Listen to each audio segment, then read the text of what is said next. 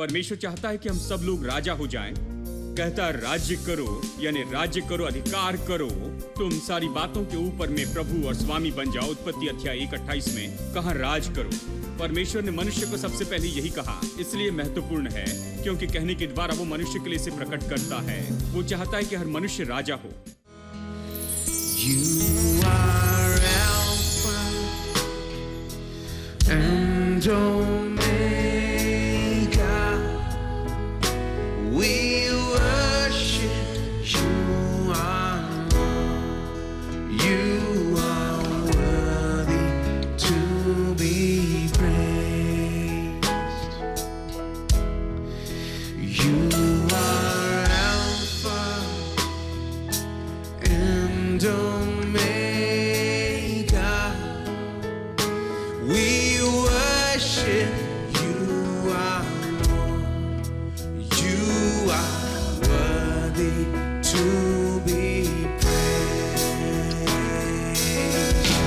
We give you all the glory. We worship you, our Lord. You are worthy to be praised. We give you all the glory. We worship you, our Lord. You are worthy to be praised. Everybody, we give you all the we worship you are. Well, everybody in this place, raise your voice to him. We give you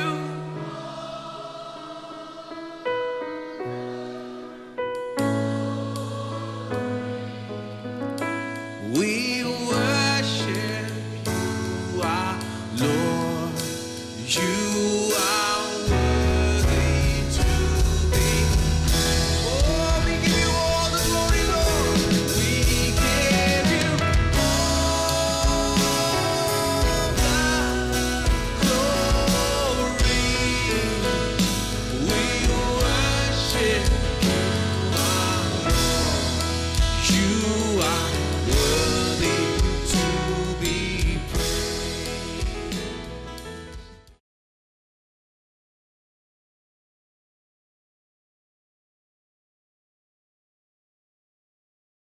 please मेरे साथ में निकालिए प्रकाशित वाक्य और चलिए पढ़ते हैं वचन 4 से 6। वो हमसे प्रेम रखता है और उसने अपने लहू के द्वारा हमें पापों से छुड़ाया है और हमें एक राज्य और अपने पिता परमेश्वर के लिए याजक भी बना दिया। उसी की महिमा और पराक्रम युगान युग रहे। आमेन। हम देख रहे हैं हम कौन हैं, हमारे पास क्या है और हम क्या कर सकते हैं। बुनियादी रूप में नया नियम इसी के बारे में है। अगर आप सोच रहे हैं कि नया नियम किस बारे में है, ये इस बारे में है कि मसीह के छुटकारे के काम के कारण हम क्या बन गए हैं, इसने हमारे लिए क्या किया और इसने हमें इसके कारण क्या बनाया है, हमें क्या दिया गया है और अब हम क्या कर सकते इसके परिणाम में, हमें जो बदलाव आए हैं उसके कारण। अब इसे हम अलग अलग भागों में अध्ययन कर रहे हैं। मैं पूरे नए नियम को नहीं बता रहा हूं क्योंकि एक साथ में इसे सिखाना बहुत मुश्किल है, लेकिन मैं कुछ खास टॉपिक्स बता रहा हूं जो कि चर्च में अनदेखी किए जाती हैं। उदाहरण के लिए यहां पर हम देख रहे हैं कि कैसे परमेश्वर ने हमें राजा बनाया, छुटकारे ने हमें लेकर हमें राजा बना दिया है। विश्वास नहीं हो सकता है। मैं चर्च में रहा हूं अपने पूरे जीवन भर। मुझे याद नहीं कि मैं एक रविवार के दिन कभी चर्च चूका था। और मैं ऐसा नहीं कि बस रविवार की सुबह की सभा में चले जाऊं। मेरी परवरिश ऐसे परिवार में हुई, रविवार सुबह चर्च जाते, रविवार शाम, बुधवार शाम, शनिवार शाम, उपवास प्रार्थना, जो भी हो, और शहर में होने वाली सभी सभाओं में मैं वहां संगीत बजाता या कुछ करता था, जानते हैं? उसमें मैं जुड़ा होता था। कश्मीर से कन्याकुमारी तक के प्रचारकों को सुना, और मैं दोष लगाने के लिए नहीं कहता हूं, क्योंकि दोष लगाना, जानते हैं, ये कुछ नहीं करता। मैंने इसे देखा इसलिए कहता हूं, बहुत अच्छे से मैंने देखा है। इतने साल में मैंने संदेश सुने, हर तरह के संदेश सुने, लेकिन मुझे कभी नहीं बताया कि मैं राजा हूं। किसी ने नहीं बताया कि यीशु मसीह आया है और उसने मेरे लिए कुछ किया और उसने मुझे लिया और मुझे राजा बनाया। किसी ने नहीं बताया। मुझे बताया मैं कुछ नहीं, केवल धूल हूं, बेकार पापी हूं। मैं कुछ नहीं हूं, लेकिन बेकार हूं, गंदा पापी हूं। और जैसे एक कहावत है, गंदा कीड़ा, मतलब बस कीड़ा हूं। हमें यह बताया जाता, अगर एक रविवार को ये नहीं सुने तो बड़े लकी होते, यानी वो बहुत ही अच्छा रविवार रहा है। तो मैंने अपने जीवन में ये हजारों बार सुना है, लेकिन एक बार भी, चलिए मैं आपको अच्छे से बता दूं, मैंने उसे हजारों बार सुना जिस पर बार बार जोर दिया गया, लेकिन एक बार भी किसी ने मुझे नहीं बताया कि मैं राजा हूं। क्या यह अजीब नहीं? लेकिन बाइबल स्पष्ट बताती है कि उसने अपने लहू से ही हमारे पापों को नहीं धोया है, हमसे प्रेम किया और हमें अपने लहू से धो दिया है, लेकिन हमें राजा भी बनाया। छुटकारा यहीं पर नहीं रुकता है, केवल इस पापों की क्षमा से। पापों की क्षमा तो पहला कदम है, ये तो और किसी में अगुवाई करना है परमेश्वर के मुख्य उद्देश्य में। तो ये शुरू होता है पापों की क्षमा से, जहां पर वो हमसे प्रेम करता है, हम पापी को लेता है, अपने लहू से हमें धोता है, हमें शुद्ध करता है और परमेश्वर के सामने धर्मी बनाता है। लेकिन वो हमें आगे ले जाता है और हमें राजा बनाता है। अब क्यों नया नियम राजा इस शब्द का उपयोग करता है हमारा विवरण देने के लिए? मैं सोचता हूं ये समझना महत्वपूर्ण है। उन दिनों में राजा राज्य किया करते थे, तो राजा क्या होता है लोग इसे अच्छे से समझते थे, इसलिए राजा शब्द उपयोग हुआ। जैसे ही राजा कहते हैं, लोग याद करते राजा का अधिकार, उसकी सामर्थ, उसका धन, उसका औहदा, उसका स्तर। ये सारी बातें उनके मन में आती थी कि राजा कौन है। बाइबल हमारे बारे में राजा शब्द का उपयोग क्यों करती है? छुटकारे के द्वारा, कलवरी के क्रूस के द्वारा जो कुछ भी यीशु ने किया है, हमें ऐसा औहदा और स्तर दिया गया है, सामर्थ और अधिकार और संपत्ति, बयान से बाहर धन दिया। हमें यीशु मसीह के द्वारा कुछ अद्भुत दिया गया है जो उसने कलवरी के क्रूस के द्वारा किया है। वो कलवरी के क्रूस पर बिल्कुल ऐसे ही बेकार में श्राप नहीं बना कि हम जिस दशा में उसी में छोड़ दे। उसे मरने की जरूरत नहीं थी। यदि वो हमारे पापों की क्षमा करता और हमें वैसे ही छोड़ देता, हम जिस दशा में हैं बिल्कुल उसी में। यह हमें भीतर बाहर बदलने के लिए है, यह हमारे जीवन और हमारे अस्तित्व को बदलने के लिए है, हमारे जीवन के हर एक भाग के लिए वो कलवरी के क्रूस के ऊपर में मरा। ये शुरू होता है हमारे पापों से धोने के द्वारा, क्योंकि उसके बिना हम प्रभु के पास नहीं आ सकते, उसकी संतान नहीं बन सकते हैं। इसलिए पापों के शुद्धिकरण से शुरू होता है और हमें प्रभु के सामने धर्मी बनाता है। लेकिन वही खत्म नहीं होता, ये अंत नहीं है।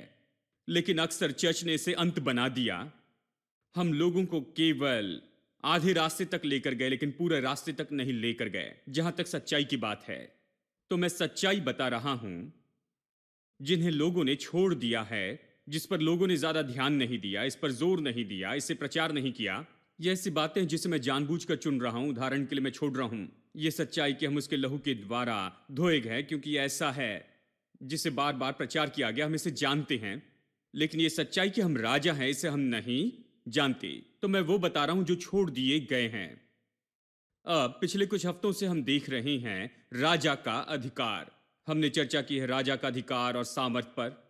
और जब लोग राजा के बारे में सुनते हैं तो वो उसके औहदे, उसके धन संपत्ति के बारे में सोचते हैं। तो हमने राजा के सामर्थ्य और अधिकार के बारे में चर्चा की है। सबोपदेशक 8:4 कहता है, जहां राजा का शब्द होता है वहां सामर्थ होती है।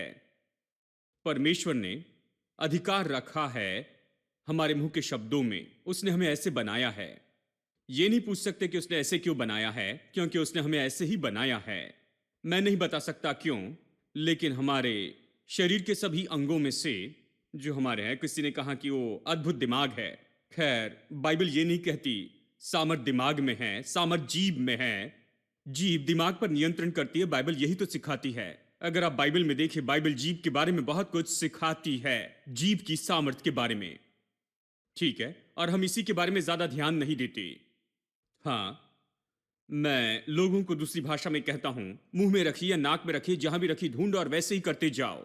मतलब चाहे कुछ भी हो जाए, चाहे उसे नाक में सामत रखी है, जीभ में रखी है, ढूंढ निकाले कि कहां रखी और वैसे करते जाए। बस ढूंढ निकाले कि कहां है और वैसे ही करते जाए। कुछ लोग नाक की ओर ज्यादा ध्यान देते हैं।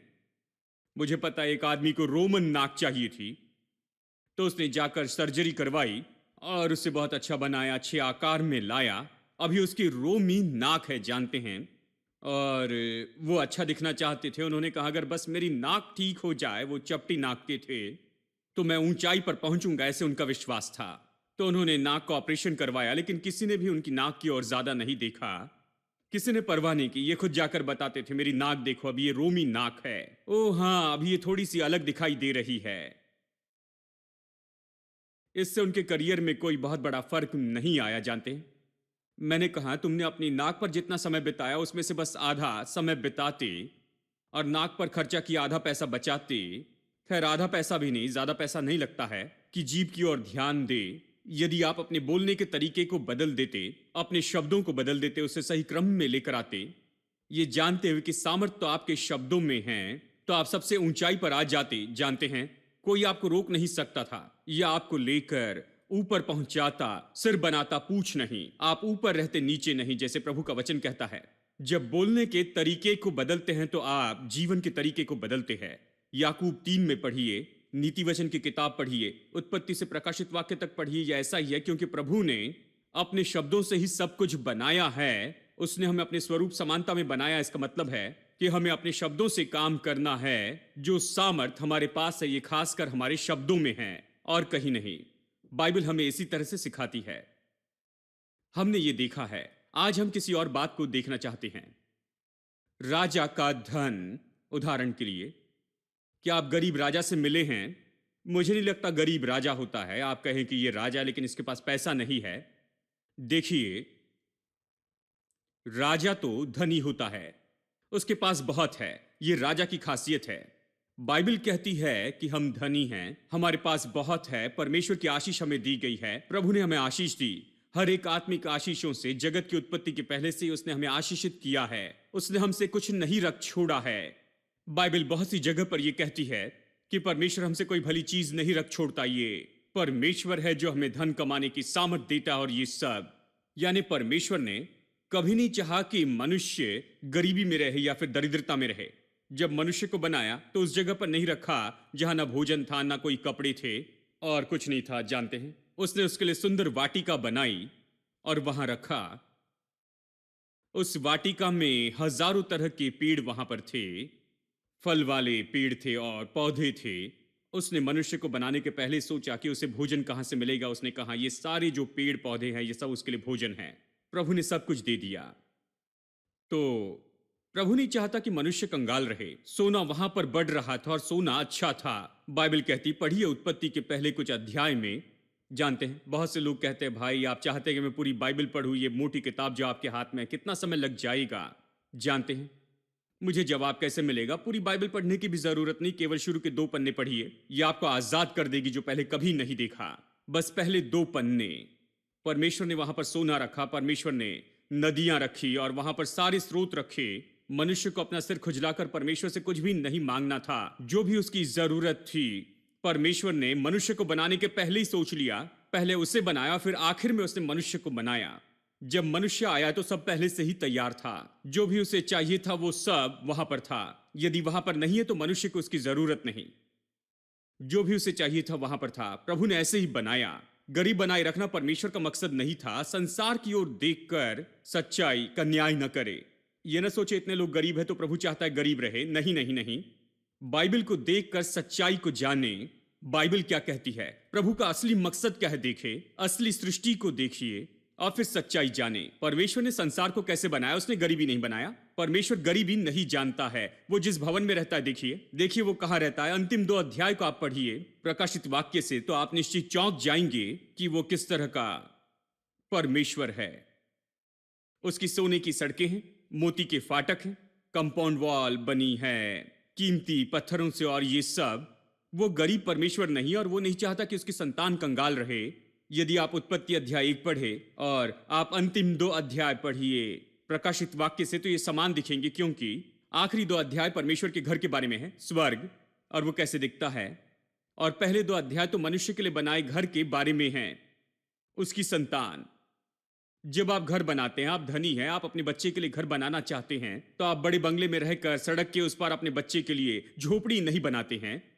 आपके पास जो है उसके जैसे कुछ बनाएंगे, क्योंकि आप चाहते हैं कि जो आपके पास है वो आपके बेटे के पास हो या उससे भी बढ़कर हो। और प्रभु ऐसे ही है, वो भला परमेश्वर है, और इसलिए उसने अदन की वाटिका बनाई बिल्कुल स्वर्ग के जैसे ही, बिल्कुल स्वर्ग के जैसे बनाई। इसलिए देखिए यहां पर विवरण में समानता है, उत्पत्ति अध्याय 1 में और 2 में, और यहां प्रकाशित वाक्य के अंतिम 2 अध्याय में। तो हम देख रहे हैं इन बातों को, और बात तो ये है, बाइबल सिखाती है कि हमारा परमेश्वर भला है और उसने गरीबी नहीं बनाई। गरीबी तो मनुष्य के पाप के कारण ही यहां पर आई है। तो चलिए अब वो वचन निकाले जो हम सब जानते हैं। मैं इस पर आज जोर देना चाहता हूं। मेरे साथ देखिए नीति वचन अध्याय 10 और वचन 22। नीति वचन 10-22। धन यहोवा की आशीष ही से मिलता है, धन यहोवा की आशीष ही से मिलता है, और वो उसके साथ दुख नहीं मिलाता है। आपने कई बार इसके बारे में प्रचार सुना होगा, लेकिन एक और बार सुन लीजिए, क्योंकि जो भी सुना उसके ऊपर निष्कर्ष न निकाले। कई बार हम एक वचन से सच्चाई सुनते हैं और सोचते हैं कि इस वचन के बारे में सब जान लिया, लेकिन मैंने निर्णय लिया कि मुझे कुछ पता नहीं। मैं जब वचन पढ़ता हूं तो ऐसे पढ़ता हूं जैसे इसके पहले कभी नहीं पढ़ा, और अभी मैं इसे समझूंगा। मैंने कई बार प्रचार किया, आज फिर से प्रचार करूंगा। परमेश्वर की आशीष ही धनी बनाती है, और वो उसके साथ दुख नहीं मिलाता। मैं चाहता हूं दुख शब्द की ओर गौर करें, जो धन के साथ आता है, या वो दुख जो वहां है, वहां कमाने और उसके साथ में जीने में। परमेश्वर कोई दुख नहीं मिलाता, लेकिन वो हमें आशीष देकर धनी बनाता है। जब प्रभु आशीष देकर धनी बनाता है, उसमें दुख मिला नहीं होता है। दुख शब्द तो इसके लिए सही शब्द नहीं है। इसका बेहतर अनुवाद होगा कि वो उसमें दर्द मिलाकर नहीं देता है। वो उसमें दर्द मिलाकर नहीं देता, क्योंकि दर्द आया, पैसा कमाने में दर्द जीविका कमाने में बहुत दर्द, ये सब आया मनुष्य के पाप के कारण। मेरे साथ देखिए उत्पत्ति अध्याय 3। परमेश्वर ने मनुष्य को बनाया, कहा राज्य करो। ये राजा के लिए होता है। मनुष्य को बनाकर सबसे पहले कहा कि राज करो। कह सकता था पवित्र बनो, सावधान रहो, स्वर्ग में आना, कुछ गड़बड़ी मत करना, ये कह सकता था। बहुत से विश्वासी कह सकते थे, लेकिन परमेश्वर ने कहा राज्य करो। क्यों? कुछ लोग सोचते हैं भाई क्या आपको नहीं लगता पवित्रता जरूरी है? क्या आपको नहीं लगता हमें सावधान रहना है, ये जरूरी है? हाँ, ये सही है। अगर आप राज्य करेंगे तो आप पाप पर भी राज्य करेंगे, आप बुरी आदतों पर भी राज्य करते जाएंगे। देखिए राज्य करने में सारी बातें आती हैं, पवित्रता और सारी बातें इस राज्य करने में आती है। तो परमेश्वर चाहता है कि हम सब लोग राजा हो जाएं।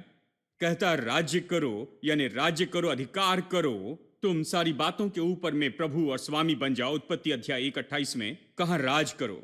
परमेश्वर ने मनुष्य को सबसे पहले यही कहा, इसलिए महत्वपूर्ण है क्योंकि कहने के द्वारा वो मनुष्य के लिए इसे प्रकट करता है। वो चाहता है कि हर मनुष्य राजा हो, लेकिन फिर मनुष्य ने पाप किया। देखिए अध्याय 3 वचन 17, और यहां पर मैं आपको बताना चाहता हूं, दिखाऊं दर्द कहां से आया।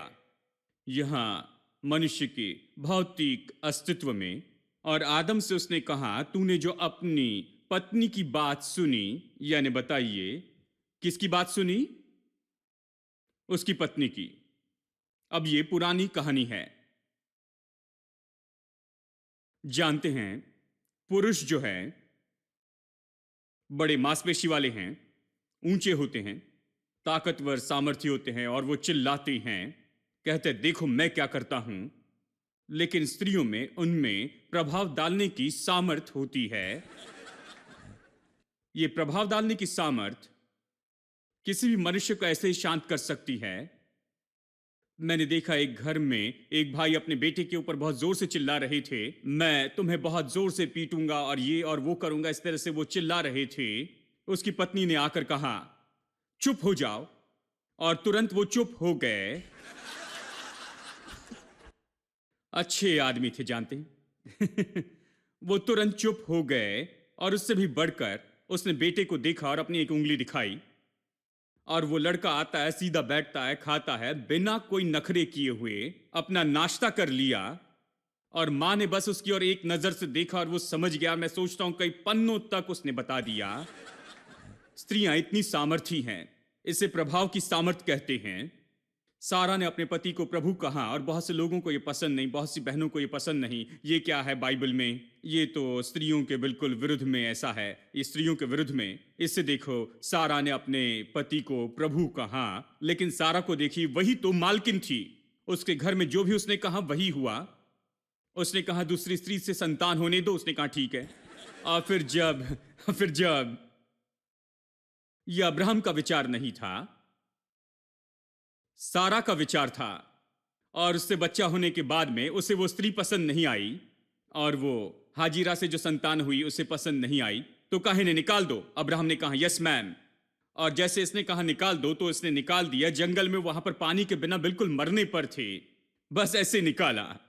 प्रभाव की सामर्थ।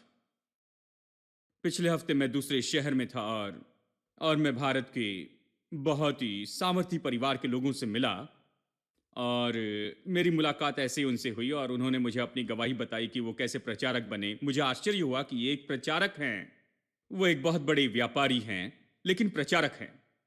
तो मैंने बड़ी जिज्ञासा से उनसे पूछा, आपने मसीह यीशु को कैसे स्वीकार किया? वो गैर मसीह परिवार से थे, लेकिन मैंने पूछा आप कैसे मसीह में आए? उन्होंने कहा मेरी पत्नी से। मैंने कहा ओहो, ये इसी तरह होता है। देखिए, एक स्त्री थी जो प्रभावी थी, उसने सही तरीके से उपयोग किया।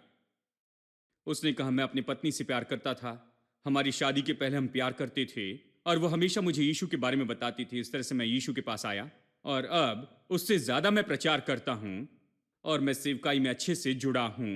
यानी स्त्रियां बड़ा प्रभाव डाल सकती हैं और अपने प्रभाव का सामर्थ्य रीति से उपयोग कर सकता है। इसलिए जब यीशु यहां मुर्दों में से जी उठा तो पहले स्त्रियों को बताया, क्योंकि वो जानता है सारी दुनिया जानेगी। बस उस स्त्री के सामने खड़े रहकर कहना था, सभी को पता चल जाना था, चिंता करने की जरूरत नहीं। जानते हैं, अगर उनसे कहे किसी को मत बताना, कोई फर्क नहीं पड़ता, वो जरूर बताएंगे। चेलों को उसने कहा पूरे संसार में जाओ, चेले बनाओ, सुसमाचार प्रचार करो, लेकिन ये जाकर बहुत ही जल्दी से चेले बना देती हैं। ठीक है, अब इसे सुनिए। तूने जो अपनी पत्नी की बात सुनी और जिस वृक्ष के फल के विषय मैंने तुझे आज्ञा दी थी कि तू उससे न खाना, उसको तूने खाया, इसलिए भूमि तेरे कारण श्रापित है। तू उसकी उपज जीवन भर दुख के साथ खाया करेगा। देखिए, दुख शब्द जो हमने देखा था नीति वचन 10:22 में कि वो दुख मिलाकर नहीं देता। ये दुख कहां से आता है? पहली बार ये कहां पर आया? ये पहली बार तब आया जब मनुष्य ने पाप किया। ये भीतर आया। परमेश्वर कह रहा है कि तुमने खुद पर श्राप लाया है। ऐसा नहीं कि परमेश्वर बैठा श्राप भेजते रहता है, नहीं। प्रभु ने कहा, मैंने सिद्धांत रखा, मैंने कहा इसका फल नहीं खाना, अगर तुम ये फल खाओगे तो तुम निश्चय मर जाओगे, तुम श्रापों को लाओगे। तो उसने फल खाया, उसने आज्ञा भंग की। प्रभु नियम से काम करता है, वो छड़ी लेकर बैठा नहीं है कि निर्णय ले कि इसे मारेगा और आज इसे आशीष देगा और ये सब नहीं, ऐसे नहीं करता है, ऐसे नहीं। जानते हैं, यानी जैसे मन में आए वैसे उसने कुछ नियम बनाए हैं। उसने कहा मैंने नियम बनाया कि तुम्हें इस एक पेड़ का फल नहीं खाना है, अगर खाओगे तो तुम निश्चय मर जाओगे, जिस दिन खाओगे उसी दिन मरोगे। देखिए, आदम तभी गिरकर नहीं मरा, लेकिन मृत्यु उसके भीतर में आ गई। मृत्यु तो कोई भी बुराई है, ये तो पहले शारीरिक मृत्यु है, फिर अनंत काल की मृत्यु जो कि परमेश्वर से हमेशा अलग होना है। लेकिन कोई भी बुराई मृत्यु है, कोई भी अच्छाई जीवन है। बाइबल यही सिखाती है, जो भी अच्छा है वो जीवन है, जो बुरा है वो मृत्यु है। यानी मृत्यु उसी दिन आ गई। तो फिर अब परमेश्वर कहता है, देखो तुमने क्या किया, तू उसकी उपज जीवन भर दुख के साथ खाया करेगा।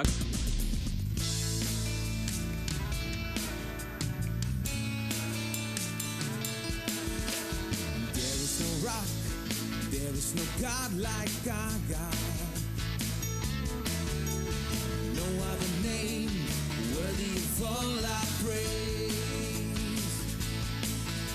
The rock of salvation that cannot be moved has proven himself to be faithful and true. There is no rock, there is no God like God. There is no rock, there is no rock, there is no God like our God.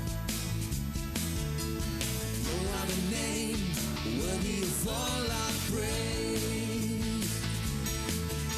The rock of salvation cannot be moved. He's proven himself to be faithful and true. There is no rock, there is no God like ours. Rock of ages, rock of ages. Jesus is our rock, rock of ages. Jesus is our rock, rock of ages. Jesus is our rock. There is no rock, there is no God like God.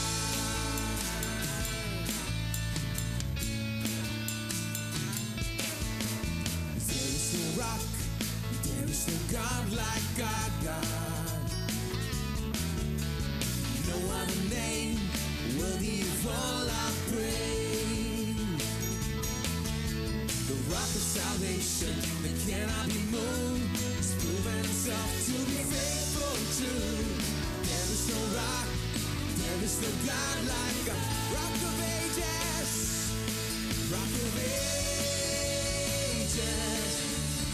Jesus is our rock, rock of ages. Jesus is our rock, rock of ages. Jesus is our rock. There is no rock, there is no God like God. Sing rock of ages, rock of ages. Jesus is our rock, rock of ages. Jesus is our rock, rock of ages. Jesus is our rock. There is no rock, there is no God like